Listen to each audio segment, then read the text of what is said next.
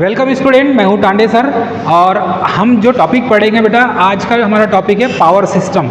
Power system में power generation, power transmission और power distribution, ये तीनों टॉपिक को हम बखूबी कवर करेंगे। आज का हमारा टॉपिक है सबसे पहले तो जनरेशन प्लांट, ट्रांसमिशन सिस्टम और डिस्ट्रीब्यूशन सिस्टम। ये तीनों सिस्टम को मिलाकर ही पावर सिस्टम बनता है। अब पावर सिस्टम में यदि हम स्टार्टिंग करें सबसे पहले कि पावर सिस्टम है क्या। पावर सिस्टम, और इस पावर सिस्टम में तीन कंपोनेंट होते हैं। जनरेशन सिस्टम, सेकंड होता है ट्रांसमिशन सिस्टम,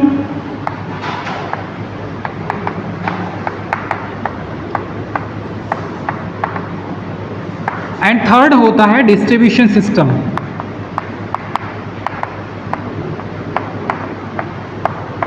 अब ये तीनों सिस्टम से मिलकर, या ये कह सकते हैं डियर स्टूडेंट कि ऐसा सिस्टम जिसमें जनरेशन, ट्रांसमिशन और डिस्ट्रीब्यूशन, ये तीनों सिस्टम को ऐड किया जाए तो पावर सिस्टम बनता है। पावर सिस्टम बनता है या पावर सिस्टम कहलाता है। पावर सिस्टम में जनरेशन सिस्टम, ट्रांसमिशन और डिस्ट्रीब्यूशन, ये तीनों का कॉम्बिनेशन होता है। जब किसी जनरेशन प्लांट में देखोगे आप तो 11 kV इलेक्ट्रिसिटी जनरेट की जाती है। इसी 11 kV को हम यहाँ पर ट्रांसमिट करते हैं। मतलब ये हो जाएगा जनन, ये हो जाएगा सेक्टर संचरण, और ये वाला हो जाएगा वितरण। तो सबसे पहले पावर को जनरेट की जाती है, फिर उसे ट्रांसमिट किया जाता है और फिर उसे डिस्ट्रीब्यूट किया जाता है। मतलब बिजली को ये तीन चरणों से गुजरना पड़ता है। मतलब आपके घरों तक जब बिजली आएगी, ये मानकर चलिए ये आपका घर हो गया, इन घर में, आपके घर में बिजली कैसे पहुंचेगी? तो आपके घर में सबसे पहले इलेक्ट्रिसिटी जनरेट होगा जनरेशन प्लांट में, उसके बाद उसी बिजली को हम ट्रांसमिट करेंगे ट्रांसमिशन टावर के माध्यम से, और उसके बाद उसे हम डिस्ट्रीब्यूट करेंगे आपके घरों में डिस्ट्रीब्यूशन सिस्टम के माध्यम से। तो यहाँ पर भी जनरेशन प्लांट में इसमें अल्टरनेटर लगा या अल्टरनेटर यूज़ किया जाता है, अल्टरनेटर यूज़ किया जाता है। ये इलेक्ट्रिसिटी जनरेट करके देता है, एसी। फिर ट्रांसमिशन सिस्टम में ट्रांसमिशन करने के लिए ट्रांसफार्मर का यूज़ किया जाता है, क्योंकि मेन कंपोनेंट क्या है बेटा, ट्रांसफार्मर ही है। और डिस्ट्रीब्यूशन में भी मेन कंपोनेंट ट्रांसफार्मर ही है। तो ट्रांसफार्मर का ही मेन रोल होता है जनरेशन में भी, इलेक्ट्रिसिटी जनरेट करने के बाद उसको, उस वोल्टेज को बढ़ाने के लिए भी। ठीक है, अल्टरनेटर के बाद में इस प्लांट में भी आपको एक ट्रांसफार्मर ही मिलेगा। अल्टरनेटर से जो 11 kV जनरेट हुई है, इस 11 kV को वोल्टेज को ग्रेड अप करने के लिए इसी ट्रांसफार्मर का यूज़ किया जाता है। फिर ट्रांसमिशन सिस्टम में भी इसी ट्रांसमिशन लाइन के माध्यम से इसमें भी इस ट्रांसफार्मर का ही यूज़ किया जाता है वोल्टेज को घटाने और बढ़ाने के लिए। और डिस्ट्रीब्यूशन में भी इसी ट्रांसफार्मर का यूज़ किया जाता है, और इसमें आपके घरों तक सिंगल फेस और 3 फेस सप्लाई पहुंचाया जाता है। तो इसमें मेन रोल ट्रांसफार्मर का ही है, लेकिन पूरा पावर सिस्टम जनरेशन, ट्रांसमिशन और डिस्ट्रीब्यूशन से मिलकर बना हुआ है। अब देखेंगे यदि हम कि जनरेशन वोल्टेज कितना होता है। जनरेशन वोल्टेज, किसी भी जनरेशन प्लांट में जनरेशन वोल्टेज यदि हम देखें तो 1.1 kV, 2.2 kV, 3.3 kV, ठीक है, 6.6 kV, 11 kV, 13.7 kV, 16.5 kV, ठीक है। उसके बाद 33 kV, लगभग यहाँ पर 11 kV से फिर इसके बाद हो जाएगा 400 वोल्ट। तो 1.1 kV से 2.2 kV, 3.3 kV, 6.6 kV, 11 kV, 13.7 kV, 16.5 kV, 33 kV और 400 वोल्ट में इलेक्ट्रिसिटी जनरेट किए जाते हैं। इट मीन्स इसका मतलब ये है कि जो अल्टरनेटर आप यूज़ करेंगे डियर स्टूडेंट, वो अल्टरनेटर इतने रेटिंग का होगा। ऐसा अल्टरनेटर डिज़ाइन किया जाएगा कि जिसकी रेटिंग 1.1 kV की हो, जिसकी रेटिंग 2.2 kV की हो। ऐसा अल्टरनेटर डिज़ाइन किया जाएगा जो अल्टरनेटर 1.1 kV इलेक्ट्रिसिटी प्रोड्यूस करके दे सके। हम इंडिया वाले जो है, इंडिया में एक्चुअल में 11 kV का ही अल्टरनेटर यूज़ किया जाता है, जिसको हम 11,000 वोल्ट कहते हैं। इंडिया में जो अल्टरनेटर यूज़ किया जाता है वो 11 kV का ही होता है, क्योंकि हमारे यहाँ पर जो ग्रिड सिस्टम है, हमारे यहाँ जो ट्रांसमिशन लाइन सिस्टम है, हमारे यहाँ जो 11 kV जो इलेक्ट्रिसिटी जनरेट की जाती है, इसमें 50 हर्ट्ज़ फ्रीक्वेंसी होती है।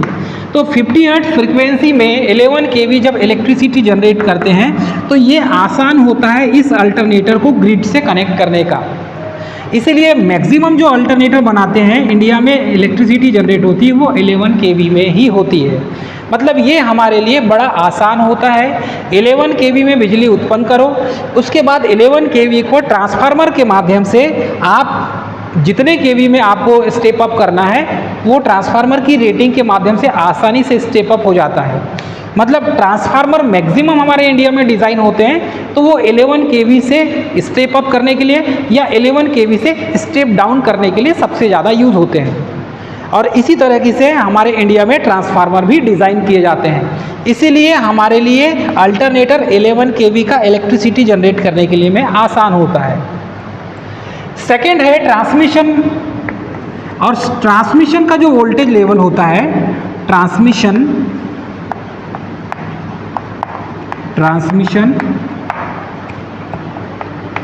Voltage level. ट्रांसमिशन लाइन में बहुत सारे कंपोनेंट यूज़ किए जाते हैं।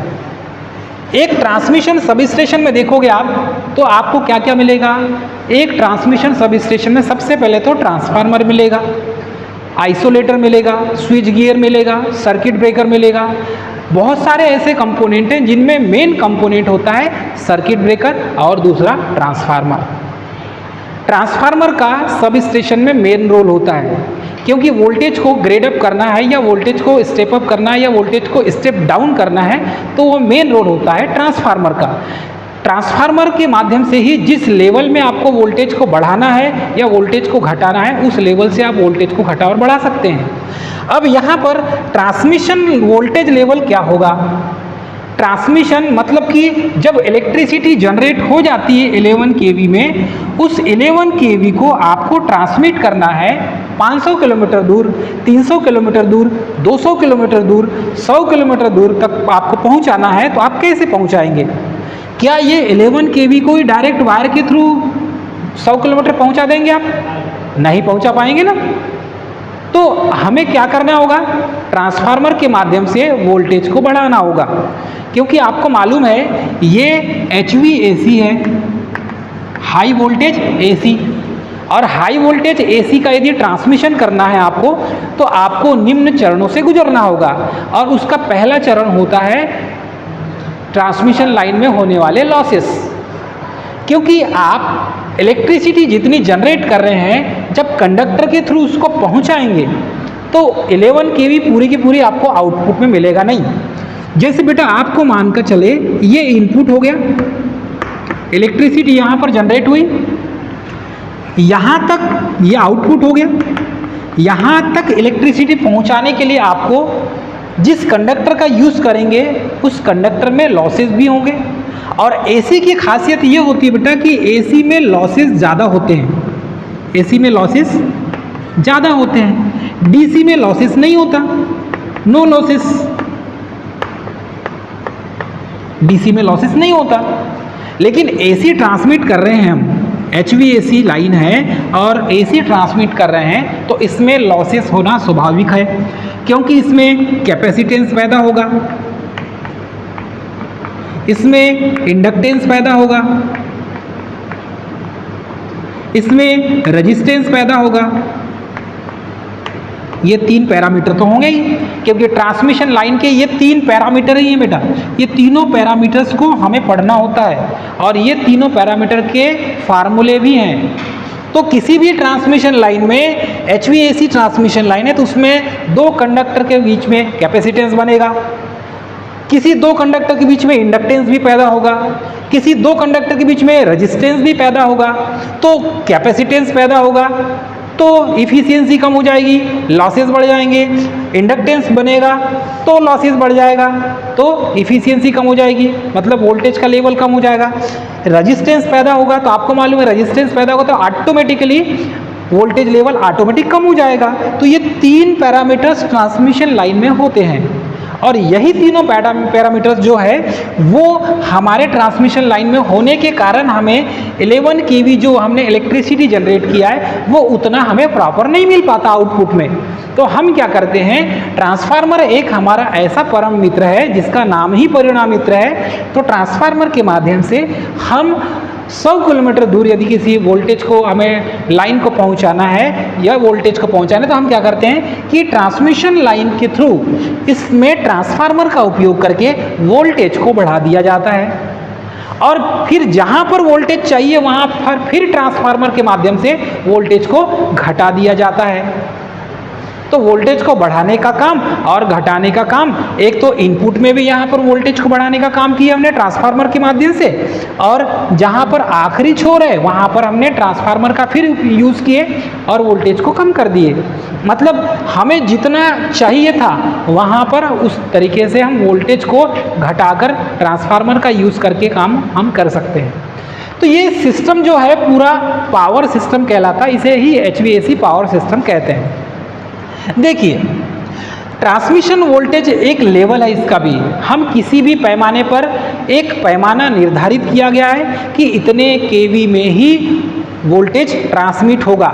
जैसे कि 33 kV से स्टार्ट करेंगे हम, 31 नहीं हो सकता, 32 नहीं हो सकता, ठीक है, 30 नहीं हो सकता, कितना होगा बेटा 33 kV होगा, 66 kV होगा। ये इसके पैरामीटर्स हैं, इतने kV में ही ट्रांसमिट किया जाएगा। 110 kV इतने में ही पैरामीटर है जो है 110, 100 नहीं हो सकता, 90 नहीं हो सकता बेटा। ये कितना होगा 110 kV। फिर 132 kV, फिर आप देखेंगे 220 kV, फिर 400 kV, फिर 765 kV, फिर आप देखेंगे 800 kV अभी लेटेस्ट, और 1200 kV ये अभी का लेटेस्ट है।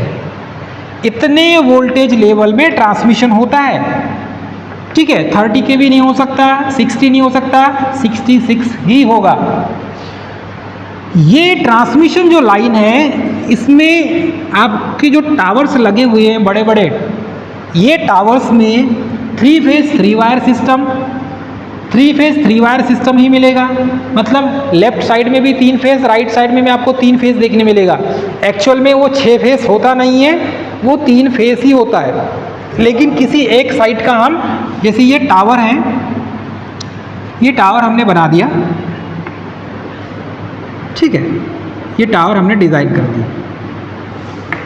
इस टावर में यहाँ पर एक क्रॉस आर्म मिलेगा आपको, इस साइड भी क्रॉस आर्म मिलेगा, यहाँ पर दूसरा तीसरा क्रॉस आर्म इस टाइप से मिलेंगे आपको। यहाँ पर इंसुलेटर, ये सस्पेंशन इंसुलेटर लगे रहेंगे, मिलेंगे आपको। चलो टावर को थोड़ा और बड़ा कर ले,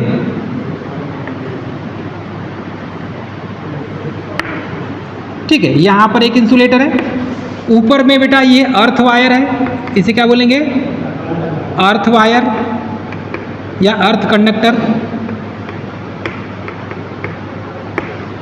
ये पहला इंसुलेटर है, तो ये हो जाएगा, यहाँ से एक कंडक्टर गया, यहाँ से दूसरा, यहाँ से तीसरा, तो ये आर फेस का हो जाएगा, ये वाई फेस का और ये बी फेस का। इस साइड में ये तो 3 फेस हो गया, 3 फेस, ठीक।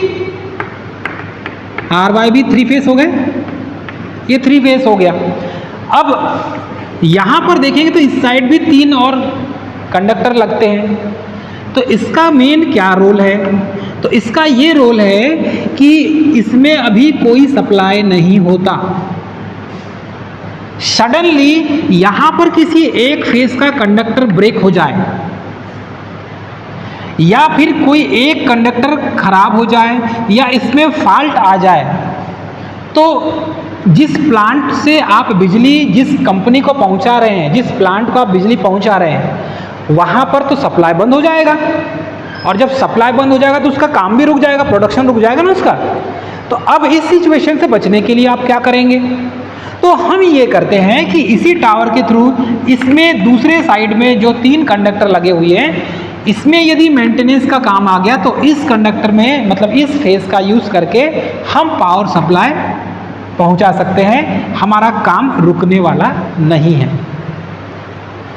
जब इस फेस का, मतलब ये सिस्टम चालू रहेगा तो ये ऑटोमेटिकली बंद रहेगा, और जब इससे करंट फ्लो होगी तो ये बंद रहेगा। मतलब किसी भी एक फंक्शन को हम यहाँ पर यूज़ करते हैं, दोनों को यूज़ नहीं करते। फॉल्ट की कंडीशन में, मेंटेनेंस की कंडीशन में कुछ और प्रॉब्लम होगी, उस कंडीशन में दूसरे साइड के फेस का हम यूज़ करते हैं। इस तरीके से अब यहाँ पर जो कंडक्टर है 3 फेस 6 फेस ऐसा दिखता है ना, लेकिन एक्चुअल में क्या है बेटा, वो 3 फेस 3 वायर सिस्टम ही है। कहीं पर 3 फेस 6 वायर सिस्टम होता है। तो यहाँ पर ये जो मैंने डायग्राम बनाया है, ये क्या है बेटा, 3 फेस 6 वायर सिस्टम। इसको क्या बोलेंगे हम? 3 फेस 6 वायर सिस्टम। और ये वाला देखेंगे बेटा, इस साइड में यदि कुछ भी नहीं है तो वो क्या हो जाएगा, 3 फेस 3 वायर सिस्टम। क्लियर है? 3 फेस 3 वायर सिस्टम। यदि इस साइड कुछ नहीं है तो ये क्या हो जाएगा बेटा, 3 फेस 3 वायर सिस्टम। तो ये तो अभी आपको बताया डायग्राम मैंने 3 फेस 6 वायर सिस्टम का। अब यदि मैं यहाँ पर एक डायग्राम बना दूँ बेटा 3 फेस 3 वायर सिस्टम का, तो आपको इस टाइप का डायग्राम देखने मिलेगा। डायग्राम कैसा मिलेगा देख लीजिए। डायग्राम आपको इस टाइप से देखने मिलेगा। यहाँ पर एक क्रॉस आर्म मिलेगा, यहाँ पर एक क्रॉस आर्म मिलेगा, और यहाँ पर एक क्रॉस आर्म मिलेगा। ठीक है, देखे होंगे आपने। और ये इंसुलेटर हो गया, ये इंसुलेटर हो गया। चलो ये इसको थोड़ा सा बड़ा कर देते हैं। यहाँ पर ये अर्थ वायर मिलेगा आपको ऊपर में, ये एक आर फेस, वाई फेस और ये बी फेस, इस टाइप से चलाते हैं। तो ये कैसा सिस्टम हुआ बेटा, 3 फेस 3 वायर सिस्टम। इसमें यदि किसी एक कंडक्टर में भी फॉल्ट हुआ तो कोई गुंजाइश नहीं है, पूरा सिस्टम बंद हो जाएगा, पूरा सिस्टम बंद हो जाएगा। क्योंकि सामने वाले को कोई प्रोडक्शन वाली कंपनी है तो उसको 3 फेस चाहिए ना, 2 फेस से काम चलाएगा क्या? वो नहीं चलाएगा, उसको 3 फेस ही देना पड़ेगा। तो किसी एक फेस में भी फॉल्ट आ जाए तो सिस्टम पूरा डेड हो जाएगा। आई होप आपको समझ में आ रहा होगा। तो ये ट्रांसमिशन वोल्टेज का लेवल है, ये जनरेशन वोल्टेज का लेवल है, इतने लेवल पर ट्रांसमिट किया जाता है। वैसे ही डिस्ट्रीब्यूशन का भी वोल्टेज लेवल होता है। डिस्ट्रीब्यूशन वोल्टेज लेवल, और डिस्ट्रीब्यूशन वोल्टेज लेवल में स्टार्टिंग 33 से ही होता है, 33 kV, 66 kV। ठीक है, फिर आप देखेंगे तो 415 वोल्ट, ये डिस्ट्रीब्यूशन का लेवल ही है। मतलब डिस्ट्रीब्यूशन में हम क्या करते हैं, ऐसे ट्रांसफार्मर का यूज़ करते हैं, क्योंकि डिस्ट्रीब्यूशन का इसका 2 पार्ट मैंने आपको बताया था, एक प्राइमरी डिस्ट्रीब्यूशन और दूसरा सेकेंडरी डिस्ट्रीब्यूशन। अच्छा, आपके घरों में जो बिजली आती है वो प्राइमरी डिस्ट्रीब्यूशन से आती है, सेकेंडरी डिस्ट्रीब्यूशन से आती है? तो आपके घरों में जो बिजली आती है 3 face and single phase 4 wire system, 4 wire system होता है कि नहीं? 3 फेस 4 वायर सिस्टम। तो 3 फेस 4 वायर सिस्टम में आपको पता हो ये सेकेंडरी डिस्ट्रीब्यूशन से पावर आता है आपके घरों में। और यहाँ वोल्टेज कितना बनेगा, 440 वोल्ट। एक्चुअल में मिलता कितना बेटा, 415 वोल्ट। एक्चुअल में कितना मिलता है, 415 वोल्ट। ये तो हो गया बेटा सिंगल फेज के लिए। लेकिन 3 फेज के लिए यदि हम देखें, ये 3 फेज के लिए था, सिंगल फेज के लिए कितना मिलता है?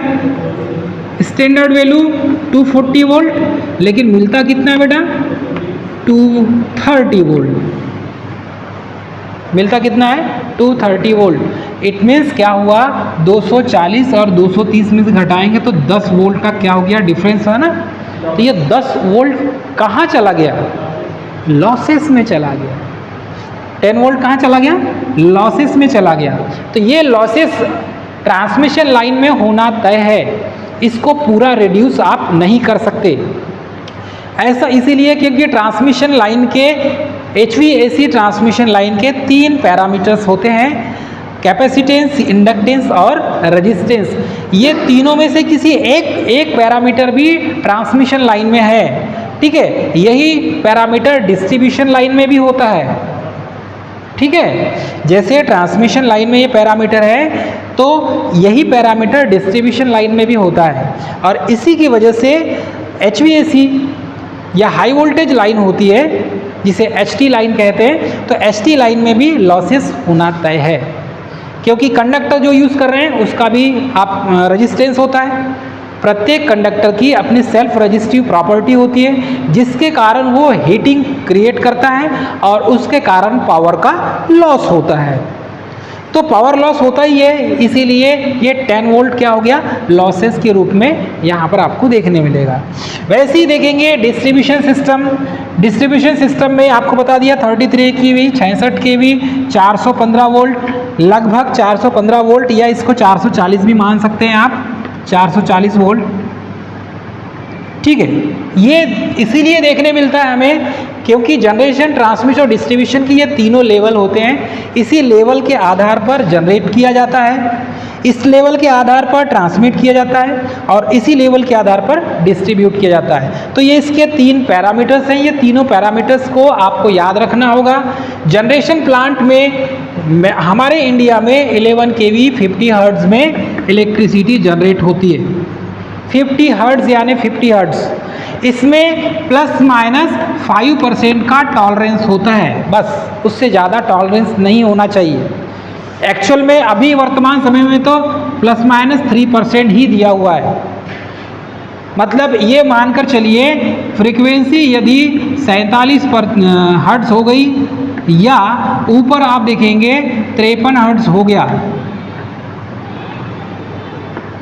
53 हर्ट्ज़ हो गया, तो इतना टॉलरेंस ट्रांसमिशन लाइन में चल जाएगा। लेकिन इससे ज़्यादा टॉलरेंस हो गया तो फिर ट्रांसमिशन लाइन एक दूसरे से जो इंटरकनेक्टेड है वो सिंक्रोनाइजेशन ख़त्म हो जाता है उसका, और लाइन में फॉल्ट आ जाता है। 2028 में ऐसा ही हुआ था साउथ में, और पूरी रेलवे की जो लाइन है वो शट डाउन हो गई थी और ट्रेन जहाँ के वहाँ खड़े हो गए थे। तो इसमें भी ट्रांसमिशन और डिस्ट्रीब्यूशन लाइन को आपको समझना होगा। ट्रांसमिशन सिस्टम और डिस्ट्रीब्यूशन सिस्टम में इसको हमने 2 पार्ट में डिवाइड किया है। सबसे पहले तो हमने सेकंड में देखा है ट्रांसमिशन सिस्टम को। ट्रांसमिशन सिस्टम और ट्रांसमिशन सिस्टम को हमने 2 पार्ट में डिवाइड किया है। एक तो होता है प्राइमरी ट्रांसमिशन,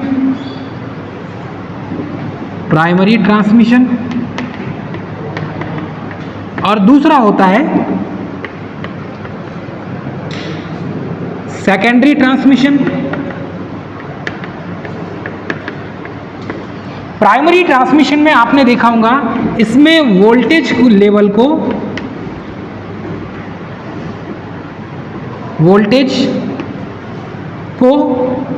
क्या किया जाता है बेटा?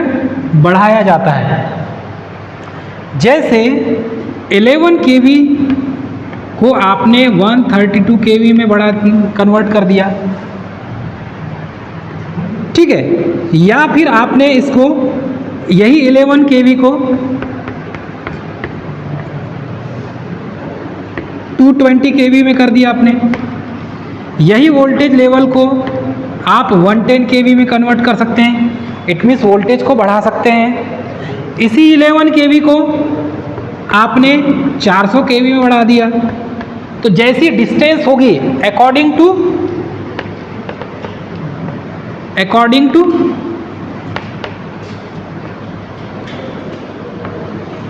डिस्टेंस, यहां लिख लीजिए voltage level according to distance. तो ये जो वोल्टेज लेवल है, जैसे 11 kV को आप 132 kV में कन्वर्ट कर रहे हैं, ये कौन सा पैरामीटर देखेंगे आपको जब पता हो कि इसमें डिस्टेंस लगभग 150 किलोमीटर तक आपको बिजली को पहुंचाना है। तो 150 किलोमीटर में आपको बिजली को पहुंचाना है, तो आप 132 kV का ट्रांसमिशन लाइन बिछाएंगे। जैसे आपको 200 किलोमीटर के आसपास बिजली को पहुंचाना है, तब 220 kV का आप यूज़ करेंगे।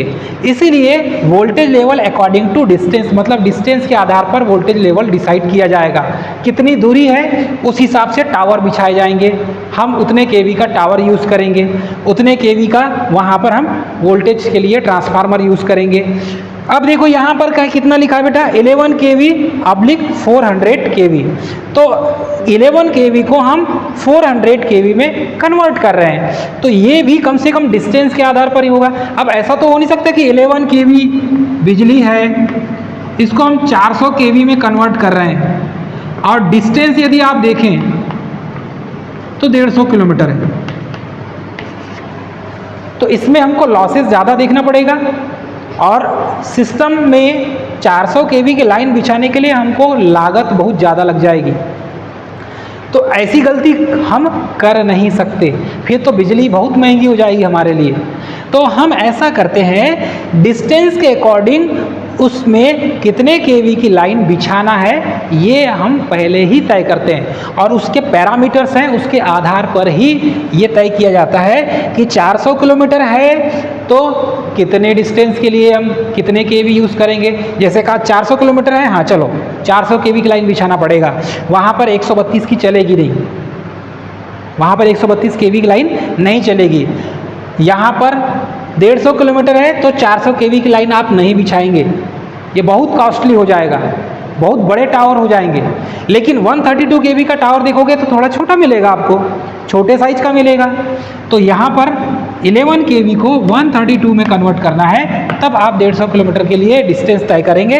तो 150 किलोमीटर में 132 kV की आपको लाइन बिछाना होगा, तो आपका जो है वो इफ़िशियंट होगा, मतलब कि इसमें कॉस्ट कम पड़ेगा, लागत कम पड़ेगी। एक बार इंस्टॉलेशन करेंगे 50 साल 60 साल फुर्सत। तो इस तरीके से इंस्टॉलेशन किया जाता है। सेकंड में है सेकेंडरी ट्रांसमिशन लाइन। तो सेकेंडरी ट्रांसमिशन लाइन में डियर स्टूडेंट, इसमें क्या होता है कि हम इसमें वोल्टेज को घटाते हैं। वोल्टेज लेवल क्या होता है, इसमें घटता है। सेकेंडरी ट्रांसमिशन में वोल्टेज को घटाया जाता है। सेकेंडरी ट्रांसमिशन कैसे होगा, तो पहले आएगा प्राइमरी ट्रांसमिशन, प्राइमरी ट्रांसमिशन, ये प्राइमरी ट्रांसमिशन हो गया। उसके बाद सेकेंडरी ट्रांसमिशन आएगा, सेकेंडरी ट्रांसमिशन आएगा। तो पहली स्टेज हो गई प्राइमरी ट्रांसमिशन की। प्राइमरी ट्रांसमिशन में आपने क्या किया भाई साहब, 11 kV को 132 kV में कन्वर्ट कर दिया। अब यहाँ पर आप 150 किलोमीटर की दूरी आपने क्रॉस कर लिया, मतलब 150 किलोमीटर तक आपने बिजली को पहुंचा दिया। अब पावर ट्रांसमिट जब आपने 150 किलोमीटर के डिस्टेंस में कर दिया, उसके बाद जो सब स्टेशन आएगा वो किसका आएगा, सेकेंडरी ट्रांसमिशन का सब स्टेशन आएगा। अब इस सेकेंडरी ट्रांसमिशन के सब स्टेशन में हम 132 kV को कितने में, आपके रिक्वायरमेंट के आधार पर 33 kV में क्या करेंगे बेटा, कन्वर्ट करेंगे। तो यहाँ पर वोल्टेज क्या हुआ, डाउन हुआ। ट्रांसफार्मर कौन सा यूज किया हमने, स्टेप डाउन। तो कहने का मतलब मेरा ये है कि सेकेंडरी ट्रांसमिशन लाइन में वोल्टेज को क्या किया जाता है, स्टेप डाउन किया जाता है, वोल्टेज को घटाया जाता है अप टू 33 kV तक, अप टू 33 kV तक। 33 kV तक इसको क्या किया जाता है, घटाया जाता है। 33 kV या कहीं मिलेगा 66 kV, इससे डाउन नहीं किया जाता, 33 से डाउन नहीं करेंगे, ये इसका लोएस्ट रेटिंग हो चुका है। 66 के भी थोड़ा सा हाईएस्ट रेटिंग है। कहीं पर 110 kV भी करते हैं स्टेप डाउन, याद रखेंगे। कहीं पर जैसी रिक्वायरमेंट होगी, जैसे आपको पता है आप 3 रोटी खाते होंगे, आप 4 रोटी खाते होंगे, कोई 5 रोटी खाता होगा, कोई 7 रोटी खाता होगा, सबकी रिक्वायरमेंट अलग अलग है। वैसे ही हमारी यदि रिक्वायरमेंट है कि हम स्टेप डाउन 33 में करें और यहाँ से डायरेक्ट किसी कंपनी को, इंडस्ट्रीज़ को हम बिजली पहुँचाएँ, तो उसकी रिक्वायरमेंट के आधार पर यहाँ पर हम क्या करेंगे, स्टेप डाउन करेंगे। तो यहाँ पर कहने का मतलब ये है, सेकेंडरी स्टेज में पहुँचने के लिए पहले प्राइमरी ट्रांसमिशन स्टेज में पहुँचना पड़ेगा आपको। सेकेंडरी ट्रांसमिशन लाइन तक पहुँचने के लिए पहले प्राइमरी ट्रांसमिशन लाइन तक पहुँचना पड़ेगा आपको। जब प्राइमरी ट्रांसमिशन लाइन में वोल्टेज स्टेप अप हो जाएगा, तब ही सेकेंडरी ट्रांसमिशन लाइन के सब स्टेशन में बिजली पहुंचेगी और वहां से 132 kV को फिर 33 kV में स्टेप डाउन किया जाएगा ट्रांसफार्मर के थ्रू। और इसमें transformer step down transformer use किया जाएगा। स्टेप डाउन ट्रांसफार्मर और ये डेल्टा स्टार टाइप का यहाँ पर यूज़ किया जाएगा। रिक्वायरमेंट के आधार पर कभी कभी स्टार डेल्टा टाइप का भी होता है, ठीक है, लेकिन maximum time delta star type का ही आपको देखने मिलेगा। जैसी एक चीज़ याद रखेंगे, रिक्वायरमेंट के आधार पर होता है, ठीक है, स्टार डेल्टा या डेल्टा स्टार, जैसी रिक्वायरमेंट होगी उस टाइप से यहाँ पर हम यूज़ करेंगे। तो ये हो गया प्राइमरी ट्रांसमिशन का सब स्टेशन, सेकेंडरी ट्रांसमिशन का सब स्टेशन। डिस्टेंस हो गई 150 किलोमीटर। वोल्टेज ग्रेडिंग उसी के डिस्टेंस पर निर्धारित करेंगे आप। इसके बाद थर्ड में देखेंगे डिस्ट्रीब्यूशन सब स्टेशन। तो डिस्ट्रीब्यूशन सिस्टम में इसके भी 2 पैरामीटर्स हैं। पहला है प्राइमरी डिस्ट्रीब्यूशन और दूसरा है सेकेंडरी डिस्ट्रीब्यूशन। तो प्राइमरी डिस्ट्रीब्यूशन का काम देखेंगे आप, तो इसके भी 2 पैरामीटर्स हैं और इन 2 पैरामीटर्स में भी डिस्टेंस के अकॉर्डिंग ही यहाँ पर चेंज किया जाता है। अब देखेंगे प्राइमरी डिस्ट्रीब्यूशन, तो इसका काम क्या है, यहाँ से जो छोटी छोटी इंडस्ट्रीज़ होती है, स्मॉल एंड माइक्रो इंडस्ट्रीज़, उन स्मॉल एंड माइक्रो इंडस्ट्रीज़ में जैसे कि आप देखेंगे पोहा मिल हो गया, जैसे प्लास्टिक मिल हो गई, लकड़ी आरा मिल हो गई, इनको 3 फेज सप्लाई चाहिए, है ना। फिर आप देखेंगे और कुछ इससे थोड़ी सी बड़ी फैक्ट्री, इससे थोड़ी बड़ी फैक्ट्री, तो बड़ी फैक्ट्री में आपने देखा होगा यहाँ पर या तो 66 kV, यही 66 kV को 11 kV में करेंगे कन्वर्ट, क्लियर है आपको, या फिर 33 kV को 11 kV में कन्वर्ट करेंगे। तो 11 kV क्या हो गया, डाउन हो गया। 11 kV क्या हो गया, एकदम डाउन हो गया। जैसे इसमें बताया था मेरे को बेटा मैंने, 33 kV इसमें एकदम डाउन हो गया। सेकेंडरी ट्रांसमिशन में 33 kV एकदम डाउन हो गया, इससे डाउन सेकेंडरी ट्रांसमिशन का वोल्टेज लेवल नहीं होगा। वैसे ही प्राइमरी डिस्ट्रीब्यूशन का वोल्टेज लेवल 11 kV से नीचे नहीं आएगा। यदि 11 kV से नीचे डाल देते हैं तो वो सेकेंडरी डिस्ट्रीब्यूशन की लिस्ट में आ जाएगा। यहाँ पर सेकेंडरी डिस्ट्रीब्यूशन में यही 11 kV को हम 440 वोल्ट में कन्वर्ट करते हैं, स्टेप डाउन करते हैं, और यही 440 वोल्ट सेकेंडरी डिस्ट्रीब्यूशन का डाउन लेवल होता है। इस डाउन लेवल में एक तो 415 वोल्ट फॉर 3 फेज और 230 वोल्ट फॉर सिंगल फेज, ये सेकेंडरी डिस्ट्रीब्यूशन के लेवल का वोल्टेज है जो आपके घरों पर, आपके घरों तक सर्विस मेंस के माध्यम से पहुंचता है। आई होप आपको समझ में आ रहा होगा।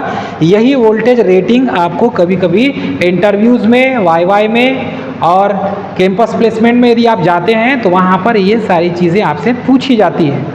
और ख़ास तौर पर अभी MP PGCL की वैकेंसी आई हुई है, तो MPPGCL की वैकेंसी में इसी से रिलेटेड, इस पावर सिस्टम यूनिट से रिलेटेड, मतलब जनरेशन, ट्रांसमिशन और डिस्ट्रीब्यूशन से रिलेटेड ऐसे ही क्वेश्चन पूछे जाते हैं। यदि जो ITI वाले स्टूडेंट हैं तो प्लांट असिस्टेंट का फॉर्म भर दीजिएगा आप, आपको उसका बेनिफिट मिल जाएगा। तो डियर स्टूडेंट, आज के लिए इतना ही, मिलेंगे नेक्स्ट क्लास में, तब तक के लिए जय हिंद।